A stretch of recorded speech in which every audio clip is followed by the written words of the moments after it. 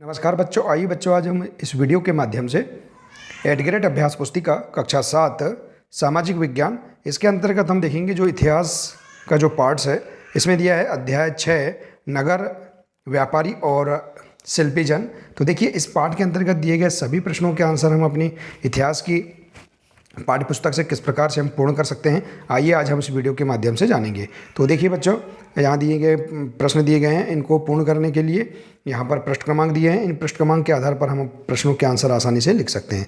तो पहला प्रश्न है, देखिए कांसा धातु किन किन धातुओं के मिलने से बनती है, मिल से बनती है, इसमें किस वाद्य यंत्र जैसी ध्वनि उत्पन्न होती है, बताइए। तो देखिए आप इसका आंसर पृष्ठ क्रमांक 77 जो अपनी इतिहास की पुस्तक है से उत्तर देख सकते हैं। तो इसका आंसर देखिए, कांसा धातु तांबे और टिन के मेल से बनती है, यह घंटे जैसी ध्वनि उत्पन्न करती है। तो इस प्रकार से आप इसका आंसर बता सकते हैं। तो देखिए आइए इसी प्रकार से देखते हैं। अगला प्रश्न है, मसूली पट्टनम या मछली पट्टनम नगर कहाँ स्थित है। तो देखिए इसका आंसर आप पृष्ठ क्रमांक 85 में देख सकते हैं, कृष्णा नदी के डेल्टा पर स्थित है। इसके बाद देखिए अगला प्रश्न है, बीदर के शिल्पकार किन किन धातुओं की जड़ाई के काम के लिए प्रसिद्ध थे। तो इसका आंसर देख सकते हैं पृष्ठ क्रमांक 81 में, बीदर के शिल्पकार तांबे तथा चांदी में जड़ाई का काम करने के लिए प्रसिद्ध थे।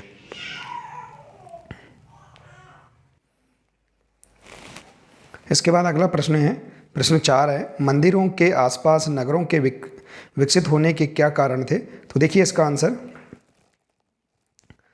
क्योंकि शासक विभिन्न देवी देवताओं के प्रति अपना भक्ति भाव दर्शाने के लिए मंदिर बनाते थे और अपनी भूमि अनुदान भी करते थे। तो इस प्रकार से यहाँ पर इस प्रश्न का आंसर आप पृष्ठ क्रमांक 76 और 77 से लिख सकते हैं। इसके बाद देखिए अगला प्रश्न है बच्चों, प्रश्न 5 है, हम्पी की वास्तुकला के सौंदर्य का वर्णन कीजिए।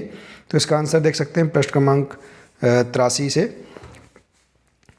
इतिहास की पुस्तक से। देखिए तो हम्पी की वास्तुकला विशिष्ट प्रकार की थी। वहाँ के शाही भवनों में भव्य मेहराब और गुंबद थे। वहाँ स्तंभों वाले कई विशाल कक्ष थे जिनमें मूर्तियों को रखने के लिए आले बने हुए थे। तो इस प्रकार से आप यहाँ पर इस प्रश्न का आंसर देख सकते हैं। इसके बाद देखिए अगला पेज नंबर दिया है, पेज नंबर 113। इसमें दिया है देखिए प्रश्न, सूरत को पश्चिम का प्रवेश द्वार क्यों कहा जाता है। तो देखिए हम यहाँ इस प्रश्न का आंसर देखेंगे, क्योंकि प्राचीन समय में सूरत शिल्प उद्योग का प्रमुख केंद्र था और एक प्रमुख व्यापारिक केंद्र था जहाँ से कई थोक एवं फुटकर व्यापार होते थे। तो इस प्रकार से हम यहाँ पर इस प्रश्न का आंसर लिख सकते हैं। इसके बाद देखिए अगला प्रश्न है, प्रश्न 7, शिल्पकारों का पेशगी की प्रणाली पर काम करने से क्या आशय है। तो देखिए इसका अर्थ यह है कि शिल्पकारों ने यूरोपीय एजेंडा से पहले ही पेशगी ले ली थी, उन्हीं के लिए उन्हें कपड़ा बुनना होता था। तो इस प्रकार से आप इसका आंसर बता सकते हैं। इसके बाद देखिए अगला प्रश्न है, 10वीं शताब्दी के अभिलेखों के अनुसार किन किन वस्तुओं पर कर लगाया जाता था। तो देखिए 10वीं शताब्दी के अभिलेखों के अनुसार प्रमुख रूप से शक्कर, गुड़, रंग, धागा, रुई, नारियल, नमक, सुपारी, मक्खन, तिल के तेल और कपड़े पर कर लगाए जाते थे। इस प्रकार से आप इसका आंसर लिख सकते हैं। इसके बाद देखिए अगला प्रश्न है, इस काल में काबुल की प्रसिद्धि के क्या कारण थे, लिखिए। तो इस काल में काबुल और कंधार सुप्रसिद्ध रेशम मार्ग थे और काबुल में घोड़े का व्यापार प्रतिवर्ष 30,000 रुपये का होता था, जो उन दिनों में एक बड़ी भारी रकम समझी जाती थी। यहाँ रकम लिखेंगे आप, रकम समझी जाती थी। इसके बाद देखिए अगला पेज नंबर है 114। इसमें दिया है प्रश्न, चोलकालीन कांस्य मूर्तियाँ किस प्रकार बनाई जाती थी। तो इसका आंसर देखिए, चोलकालीन कांस्य मूर्तियाँ लुप्त मोम तकनीक से बनाई जाती थी, जिसमें एक मोम की प्रतिमा बनाई जाती थी, फिर इसे चिकनी मिट्टी से पूरी तरह सूखने के लिए छोड़ दिया जाता था।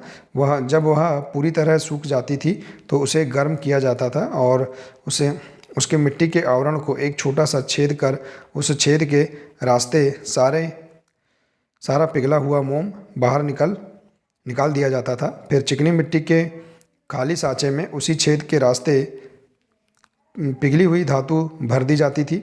जब वह धातु ठंडी होकर ठोस हो जाती थी तो चिकनी मिट्टी के आवरण को सावधानीपूर्वक हटा दिया जाता था और उसमें निकली प्रतिमा को साफ करके चमका दिया जाता था। तो इस प्रकार से यहाँ पर आप चोल कालीन कांस्य मूर्तियाँ किस प्रकार बनाई जाती थी, इसका वर्णन आप पृष्ठ क्रमांक 77 से भी देख सकते हैं। तो देखिए बच्चों, इस प्रकार से हम यहाँ पर जो इतिहास के अंतर्गत दिए गया जो अध्याय 6 है, इसमें दिए गए सभी 10 प्रश्नों के आंसर हम बहुत ही सरल तरीके से अपनी इतिहास की पाठ्यपुस्तक से हम पूर्ण कर सकते हैं। ठीक है बच्चों, देखिए तो बच्चों आशा है कि आपको इसके अंतर्गत दिए गए सभी प्रश्नों के आंसर समझ में आ गए होंगे। बच्चों यदि आप इसी प्रकार से आगे के सभी वीडियो देखना चाहते हैं तो आप हमारे इस चैनल को सब्सक्राइब कर लें, बेल आइकन को प्रेस कर लें, ताकि आने वाले सभी महत्वपूर्ण वीडियो आप तक पहुँचते रहेंगे। नमस्कार।